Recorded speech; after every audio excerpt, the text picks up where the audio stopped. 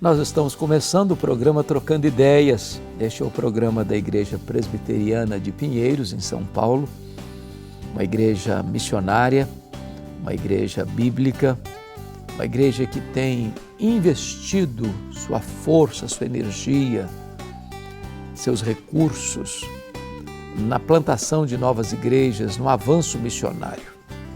Esta igreja é liderada, pastoreada pelo reverendo Arival Dias Casimiro, um amigo precioso, um homem de Deus, um dos maiores líderes hoje no Brasil, nesta área de crescimento de igreja, plantação de igrejas. A Igreja Presbiteriana de Pinheiros é uma igreja para você e para sua família. Uma igreja aberta durante toda a semana para acolher pessoas, para cuidar de pessoas. Este programa, ele tem um propósito bem específico. Nós respondemos algumas perguntas que nos são enviadas, entendendo que cada pergunta desta representa muita gente que tem talvez a mesma dúvida. E aqui, à luz da Bíblia, vamos responder 3 perguntas no programa de hoje. A primeira pergunta que nos foi enviada é esta: Pastor, o divórcio pode ser uma decisão sem consequências quando tanto o marido quanto a esposa estão de acordo com ele? Bom, veja bem, todas as nossas decisões têm consequências, ou positivas ou negativas. O casamento é uma instituição divina. O divórcio não. O divórcio não foi instituído por Deus. O divórcio é permitido e tolerado por Deus por causa da dureza do coração do homem. A Bíblia diz que Deus odeia o divórcio. O divórcio nunca é tranquilo, sem luta, sem dor, sem trauma, sem consequências. As maiores vítimas do divórcio não são os cônjuges, são os filhos. Eu escrevi um livro sobre este assunto, Casamento, Divórcio e Novo Casamento. E quando levantei os dados, as estatísticas, na época, eu escrevi o livro em 2001, tem 20 anos. Muitos filhos consideram o divórcio dos pais um trauma maior do que a própria morte dos pais. Você divorcia do cônjuge, mas você não divorcia dos filhos. Não é fácil um filho ver o seu pai ou a sua mãe casando-se com outra pessoa, que não o seu pai, que não a sua mãe. Então, mesmo quando marido e mulher estão de acordo, não significa que eles estão certos. A Bíblia fala, por exemplo, de Ananias e Safira, que eles estavam de acordo, mas estavam errados.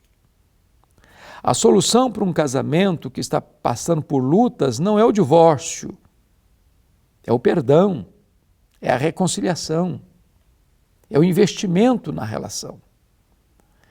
Se vocês lutarem pelo casamento, vocês verão que há possibilidade de recomeço, de cura, de perdão, de restauração, de novos horizontes. Não estou falando de perpetuar a crise, estou falando de recuperação dos sonhos que talvez alimentaram vocês lá no começo, quando começaram a namorar.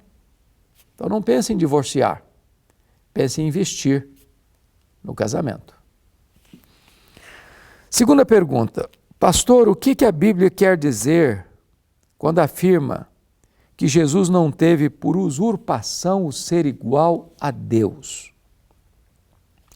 Pois bem, esse texto está lá em Filipenses capítulo 2, a partir do versículo 5 até o versículo 11, quando Paulo fala da humilhação e da exaltação de Cristo.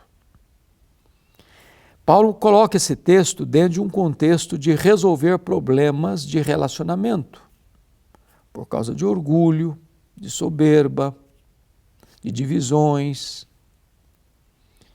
de colocar-se acima dos outros. Aí Paulo diz assim: tende em vós o mesmo sentimento que houve também em Cristo Jesus.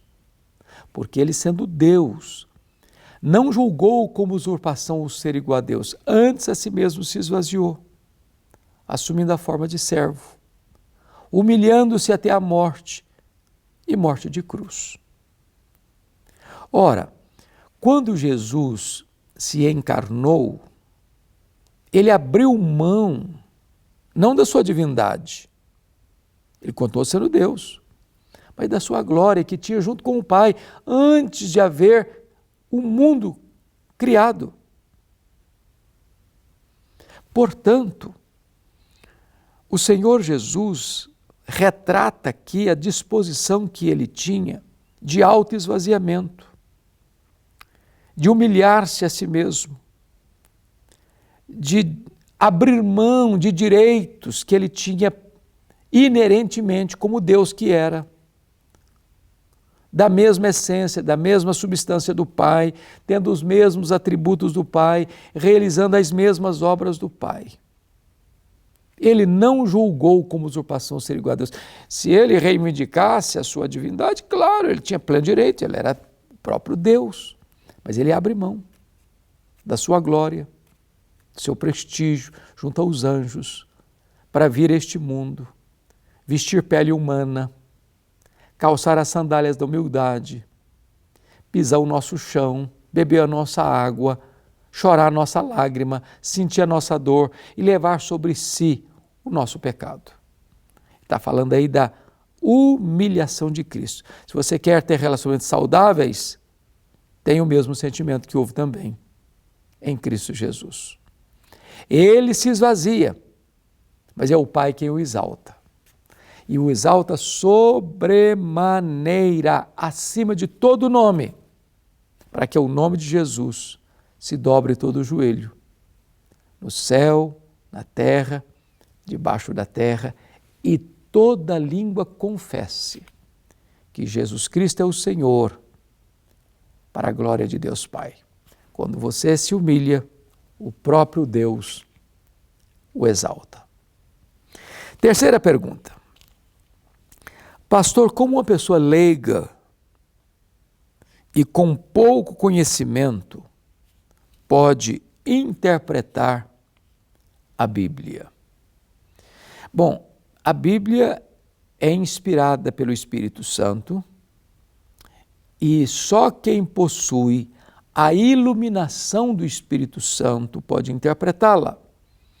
Mas esse privilégio não está apenas ao alcance dos doutores, está ao alcance de todos nós, que cremos em Cristo e somos habitados pelo Espírito Santo de Deus. As coisas espirituais discernem-se espiritualmente. É possível que uma pessoa que tenha doutorado, até pós-doutorado em áreas humanas, das ciências, não consigam compreender a Bíblia, porque ela se discerne espiritualmente. É possível que uma pessoa analfabeta ou semi-analfabeta, que nunca cursou uma academia, entender a Bíblia, interpretar corretamente a Bíblia, porque ela se discerne espiritualmente. Então, a mensagem central da Bíblia está ao alcance de todos nós. Isso não significa que eu não devo estudar, que se eu estudar melhor, me aprofundar melhor, eu vou compreender melhor. Claro que sim. Se eu puder compreender as línguas originais, se eu puder entender melhor o que outros irmãos já ensinaram sobre a Bíblia, se eu puder subir nos ombros dos gigantes para ter a visão do farol alto, vou compreender, claro que vai compreender melhor a Bíblia. Mas a Bíblia está ao alcance de todos nós. O livre exame das Escrituras está ao alcance de todos nós.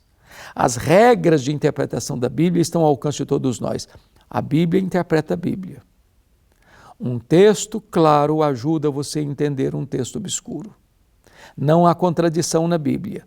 Todos esses princípios podem ser seguidos por você e por mim. E assim entenderemos melhor a palavra de Deus. Bom, gente, aqui fico eu com este programa. Se você tem sua pergunta, mande para cá. Teremos muito prazer em responder suas perguntas. Agora, me permita fazer-lhe um convite. Se você mora na região metropolitana da Grande São Paulo, venha conhecer a Igreja Presbiteriana de Pinheiros. Se você está desigrejado, nós queremos ser a sua igreja. Se você mora em qualquer outra região de São Paulo, do Brasil ou do mundo, você pode seguir a igreja, se inscrevendo no canal do YouTube da igreja, assistindo às programações da IPP TV, com programas 24 horas no ar, todos os dias, para abençoar sua vida.